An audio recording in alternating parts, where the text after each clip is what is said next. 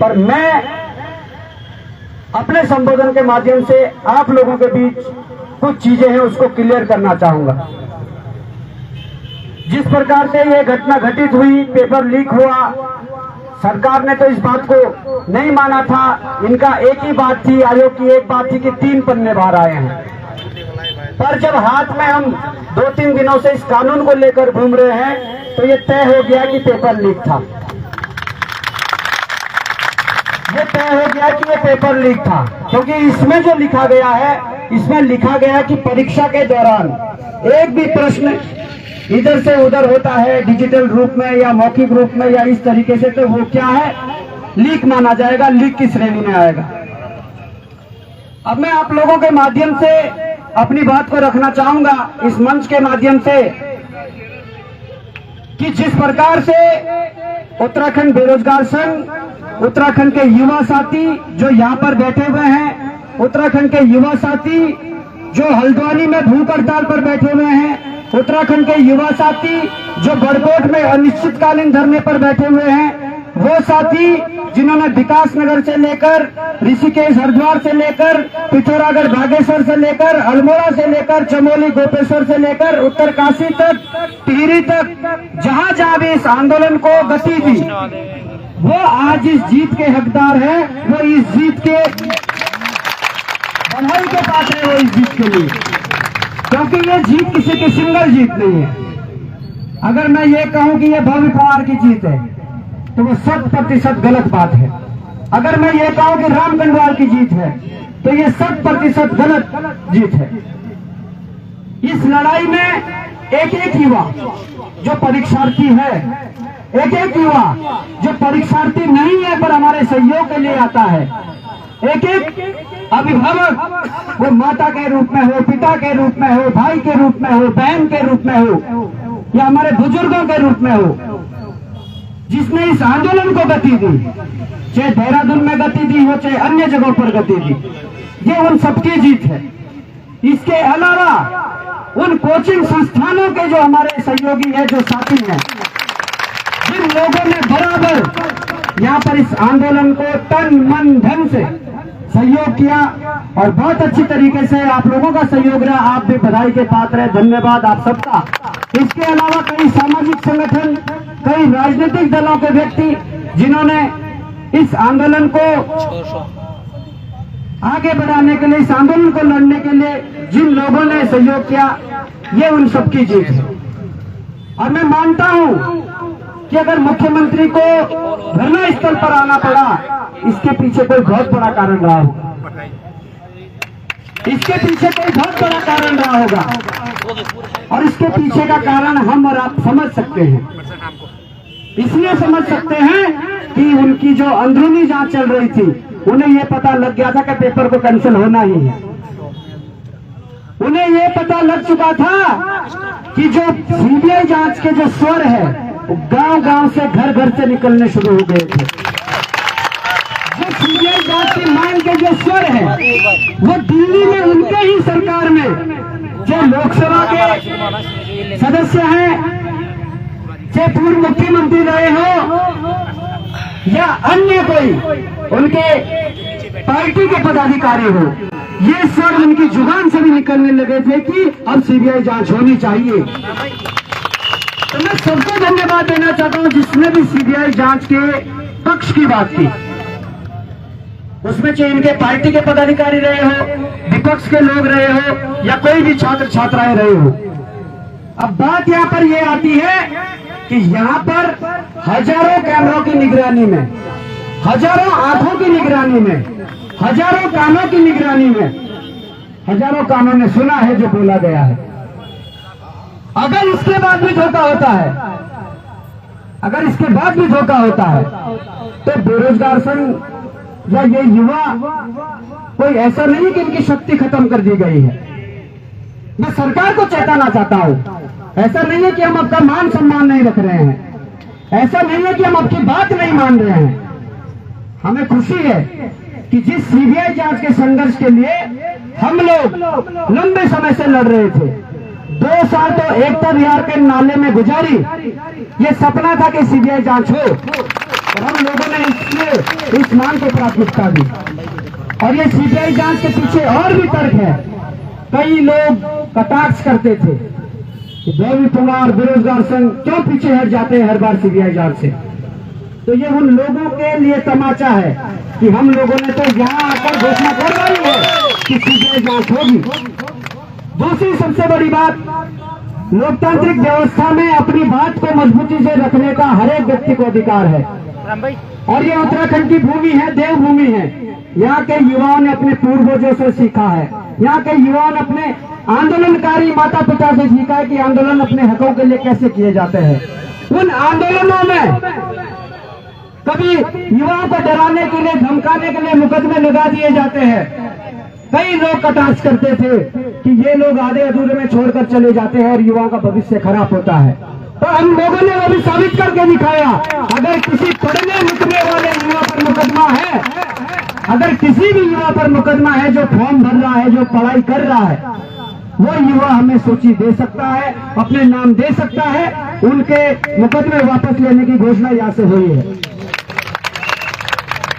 इसके अलावा आरक्षी भर्ती जो सबसे बड़ी इसमें वर्दीधारी जो आते हैं, चाहे पुलिस हो, चाहे जो इसमें भर्तियां हैं, उस संबंध में बात की गई है कि उसमें बेरोजगार संघ आगे की लड़ाई लड़ेगा और आप लोगों को माननी पड़ेगी। उसमें भी उसका जिक्र हुआ है। बात रही पेपर कैंसिल होने की, बात परीक्षा को कैंसिल होने की है, तो मैं बताना चाहता हूं परीक्षा तो तब कैंसिल हो चुकी है जब आप लोगों ने नकल रोधी कानून बनाया है। पढ़े लिखे छात्र हैं, शाम को पहुंच दी जाएगी। और इस पेपर लीक होता क्या है, किस श्रेणी में पेपर लीक को रखा गया है, तो ये कानून उनका इस परीक्षा को निरस्त करने के लिए काफी है। पर इसके अलावा मैंने आज जुयाल जी उनको कॉल किया, उन्होंने कहा हम टिहरी जा रहे हैं, वापस जब आ जाएंगे तब मिलेंगे। हमने उसके बाद दूसरा कॉल उन्हें किया जिन्हें रिटायर्ड जज के रूप में यूसी ध्यानी जी को यहाँ पर रखा गया है। उनके सामने ये देकर आए और उनको पढ़ा कर आए हैं। उसमें लिखी है, मतलब अगर पेपर परीक्षा से बाहर से फिर अंदर गया है, डिजिटल रूप में पेपर वायरल हुआ है, तो इस श्रेणी में आता है और पेपर लीक की श्रेणी में आता है। इसके अलावा हमने कल शाम को नैनीताल में हाईकोर्ट के कुछ जो वकील अधिवक्ता साथी है हमारे, जो हमारे केस कुछ लड़ते रहते हैं, उन तक ये बात पहुंचाई तो उनका कहना है कि स्पष्ट रूप से ये पूरा कानून उस बात का समर्थन कर रहा है, परीक्षा निरस्त करने का समर्थन कर रहा है, पेपर लीक का समर्थन कर रहा है। ये कानून की लीक हुआ है। हमने ये बात कही, आने से पहले हमने कही कि हमारी मांगे पूरी होनी चाहिए। मुख्यमंत्री महोदय का ये कहना था कि मेरे हाथ में जो है, मैं यहाँ पर हजारों कैमरों के सामने बोलकर जाऊंगा और करके दूंगा। और उन्होंने संस्तुति के लिए लेटर पर लिखा भी है। उन्होंने कहा कि मैं मुख्यमंत्री पद पर जरूर हूं, पर जो प्रक्रिया पेपर कैंसिल करने की है, आयोग के अध्यक्ष के संवाद के माध्यम से वो निकलना है और उसमें उस चीज को साझा किया जाएगा। पर आज की डेट में जब ये परीक्षा जांच के दायरे में है, तो आयोग भी इतना स्वतंत्र नहीं है कि वो संवाद जारी कर दे। उनके लिए यहाँ से पहले रिपोर्ट जाएगी, जिस रिपोर्ट के लिए वो 1 महीने का समय मांग रहे थे। और हम लोगों ने निवेदन किया कि 1 महीना नहीं, आप जांच कर लीजिए, जांच के लिए 1 महीना लगे, 2 महीना लगे, 3 लगे, पर इतने जो तथ्य हैं वो आपको 2 से 4 दिन में मिल जाएंगे। इसलिए हम हफ्ते भर का टाइम देते हैं कि हफ्ते भर में ये लेटर यहाँ से आयोग पहुंचे और आयोग संवाद जारी करे कि पूरी तरीके से परीक्षा की शुचिता भंग हुई है, पूरी तरीके से परीक्षा पेपर लीक की श्रेणी में आई है और पेपर निरस्त करके पुनः महीने भर, 1.5 महीने या 2 महीने के अंदर अंतराल में उस परीक्षा को पूर्ण किया जाए। अब बात यह है क्योंकि हम भी वो लोग हैं जो बार बार चले गए हैं, क्योंकि दूध का जो जला होता है ना, वो छाछ को भी फूंक फूंक के पीता है। ये बात तो सबको पता है। जो दूध का जला होता है वो छाछ को भी फूंक फूंक के पीता है। इसलिए मैं एज ए संरक्षक उत्तराखंड बेरोजगार संघ ये बात कहना चाहूंगा, डिसीजन राम भाई, सुरेश भाई, बेरोजगार संघ की टीम और आप लोग जो अभी अभ्यर्थी हैं, डिसीजन वो लेंगे। पर मैं एज ए संरक्षक इस बात को कह सकता हूं कि प्रदेश के सबसे श्रेष्ठ पद पर बैठा हुआ यदि कोई व्यक्ति आपके स्थल पर पहुंचा है, आपसे बात की है, हजारों कैमरों के सामने, हजारों आंखों और हजारों कानों के सामने अगर उनकी बात देखी गई, सुनी गई, तो उनके मान सम्मान के लिए मैं कहूंगा डिसीजन आप लोग लेना जो करना है। पर मैं कहना चाहूंगा आंदोलन तो खत्म नहीं करना है, आंदोलन खत्म नहीं करना है, पर हाँ आंदोलन को स्थगित किया जा सकता है। एक डेट तय की जा सकती है कि इस दिन तक अगर परीक्षा निरस्त नहीं होती है तो इस प्रकार का आंदोलन दोबारा भी खड़ा हो सकता है और मैंने अभी हल्द्वानी के अपने साथियों को कॉल किया जो भूख हड़ताल पर बैठे हैं, उनको भी मैंने यही कहा कि आप लोग आंदोलन पर अभी बैठे रहिए। राम भाई जो अध्यक्ष है बेरोजगार संघ के, वो जब संबोधन करेंगे आपको लाइव के माध्यम से जोड़ा जाएगा और आपको कॉल किया जाएगा। बड़कोट में जो बैठे हुए लोग हैं उनसे संपर्क किया गया कि आपको लाइव के माध्यम से जोड़कर आपके संपर्क किया जाएगा। पर मैं यही कहना चाहता हूं, अगर इतना बड़ा कदम मुख्यमंत्री जी ने उठाया है, यहाँ तक आए हैं, सीबीआई जांच की संस्तुति के लिए आदेश दिए हैं, तो एक डेट तय कर लेते हैं। मुझे लगता है ज्यादा देर भी नहीं होनी चाहिए। 10 तारीख के आसपास तक की डेट तय कर लो। 10 तारीख तक के, तब तक दशहरा भी बीत जाएगा, तब तक और रणनीतियां भी आ जाएगी और जिसके पास जो तथ्य हैं एसआईटी, सीबीआई जो भी आती है उनके सक्षम रखने के लिए बेरोजगार संघ माध्यम से आप रख सकते हैं। पर मेरा सुझाव है कि 10 तारीख के आसपास तक की डेडलाइन तय की जाए। ऑफिशियल जो भी होगा राम भाई बोलेंगे 10 तारीख रख रहे हैं, 9 तारीख रख रहे हैं, 8 तारीख रख रहे हैं। तब तक यदि परीक्षा निरस्त नहीं हुई तो 10 के बाद 11वीं तारीख होगी या 9 के बाद जो 10वीं तारीख होगी तब कोई कॉम्प्रोमाइज नहीं किया जाएगा। तब फिर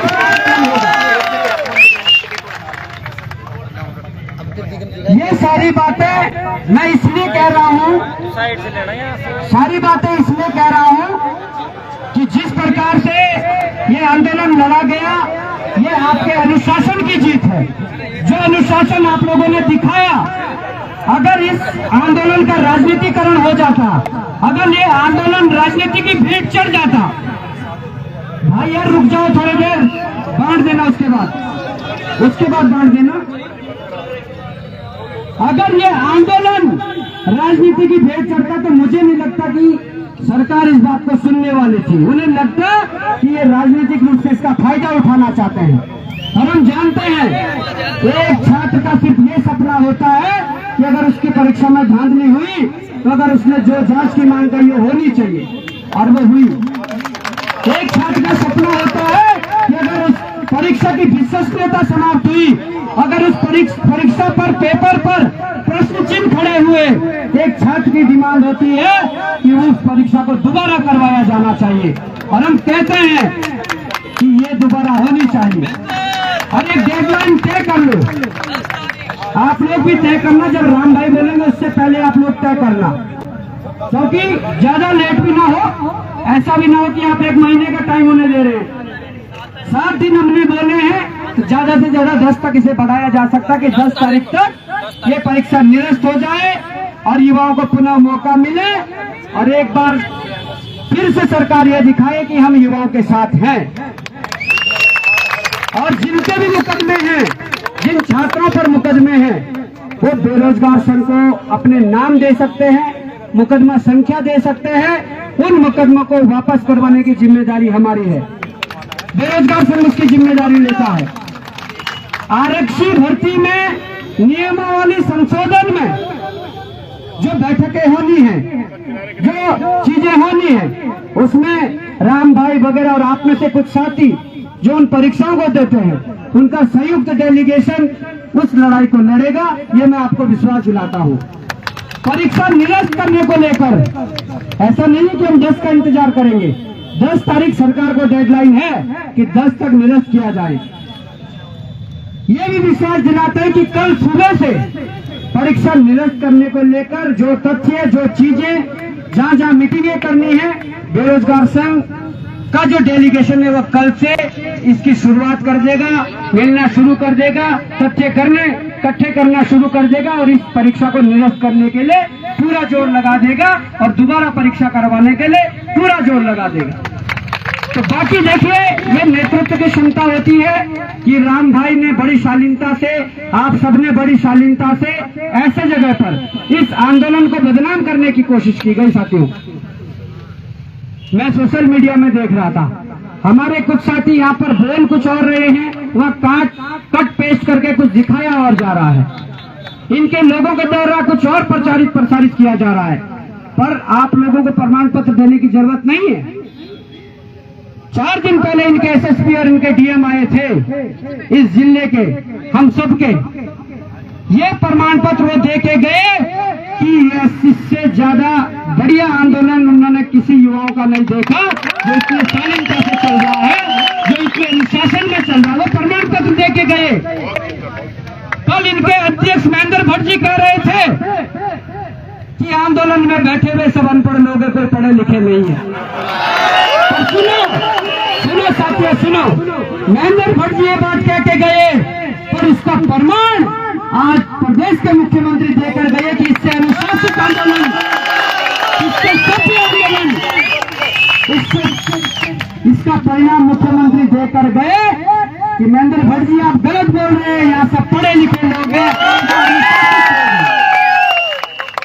और 4 से 5 दिन पहले हमने कहा था अपने एक संबोधन में, वो वीडियो आपको मिल जाएगा, हमने कहा था कि सत्ताएं भी झुकती है, व्यक्ति भी झुकता है, सरकारें भी झुकती है, पर क्या झुकाने वाले होने चाहिए, झुकाने वाले होने चाहिए। इनकलाब जिंदाबाद, इनकलाब जिंदाबाद, सर्वोच्च की तमन्ना अब हमारे दिल में है, देखना है जोर कितना बाजुए का दिल में है, की तमन्ना अब हमारे दिल में है, देखना है जोर कितना बाजुए का दिल में है।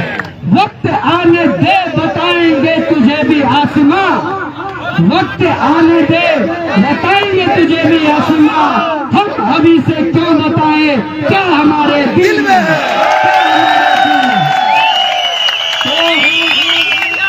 बहुत ज्यादा मतलब ये पॉजिटिव संदेश है कि आप लोगों का संघर्ष खत्म नहीं हो रहा है, आप इस धरने को समाप्त नहीं कर रहे हैं। हाँ, उस पद और प्रतिष्ठा का मान सम्मान रखते हुए कुछ दिनों के लिए धरने को स्थगित किया जा सकता और करना भी चाहिए, करना भी चाहिए। पर ये लोग कहते हैं ना, एक मूवी थी सनी देओल की, उसमें वो डायलॉग है, तारीख पे तारीख नहीं भाई, वो कहता है कि हमने हथियार छोड़े हैं, चलाने नहीं हैं। ठीक है, सनी देओल कहता है कि हमने सिर्फ हथियार छोड़े हैं, चलाना नहीं बोले। तो सरकार बिल्कुल भी इस चीज को हल्के में न लें। ये लोग आंदोलन करना जानते हैं, ये लोग आंदोलन को अंजाम तक पहुंचाना जानते हैं। ये पढ़े लिखे युवा है, सभ्य है, शालीन है, अनुशासित है। तो मैं यही कहना चाहूंगा कि ये युवा अपनी लड़ाई लड़ना जानते हैं। अगर ये उनके साथ धोखा करने की कोशिश की, अगर इनके साथ छलावा करने की कोशिश की, तो मैं कहना चाहता हूं कि आंदोलन फिर खड़ा होगा और फिर लड़ा जाएगा।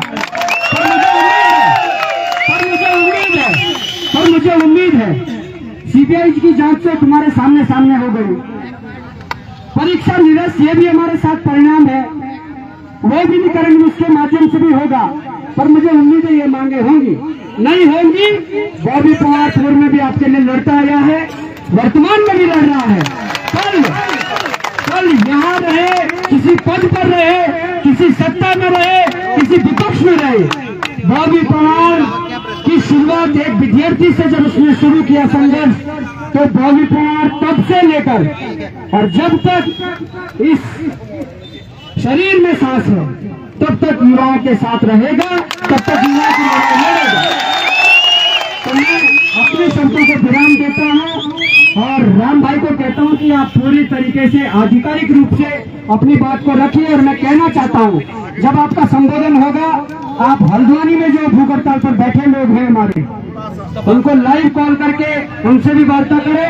बड़कोट में जो बैठे हुए लोग हैं उनसे भी वार्ता करें और अपने संबोधन के दौरान ये चीजें करें। आधिकारिक रूप से इस चीज को इन युवाओं के माध्यम से, इन युवाओं के सहयोग से इस आंदोलन को क्या गति देनी है, कैसा आगे रणनीति रहनी है, आप क्या करने वाले हैं। इस बीच में 10 तारीख तक का जो टाइम दिया जा रहा है, उस बीच में बेरोजगार संघ क्या करने वाला है आप लोगों के लिए, इस परीक्षा को निरस्त करवाने के लिए या और मांगों के लिए, वो भी भली बात ये आप मैं चाहता हूँ कि आप अपने संबोधन में रखें। और मैं इन्हीं शब्दों के साथ एक बार पुनः सबका धन्यवाद देना चाहता हूँ, सबके संघर्ष को सलाम करना चाहता हूँ। और हमारे साथ इस लड़ाई में पूर्व सैनिक, पूर्व फौजी, हमारे कर्नल साहब से लेकर हमारे कैप्टन साहब से लेकर तमाम एक्स सर्विसमैन, इन्होंने पहले संघर्ष सरहदों पर किया था इस देश की सुरक्षा के लिए। जब युवाओं पर यहाँ पर संकट आया तो बड़े बखूबी तरीके से पूर्व सैनिकों ने बहुत अच्छे तरीके से इस चीज का एक मैसेज दिया कि जब युवा सड़कों पर होंगे, वो युवाओं के साथ उनकी परछाई बनकर, उनके अभिभावक बनकर आशीर्वाद के रूप में वो खड़े रहेंगे। मैं एक बार सलाम करना चाहता हूँ सारे पूर्व सैनिकों को, जो स्वाभिमान मोर्चा से जुड़े हुए सैनिक हो या अन्य सैनिकों, मैं सबको सैल्यूट करता हूँ जो पहले दिन से और अंतिम दिन तक यहाँ पर डटे रहे और इस लड़ाई को अंजाम तक पहुँचाने में बेरोजगार संघ की मदद की। जय हिंद, जय भारत, जय उत्तराखंड।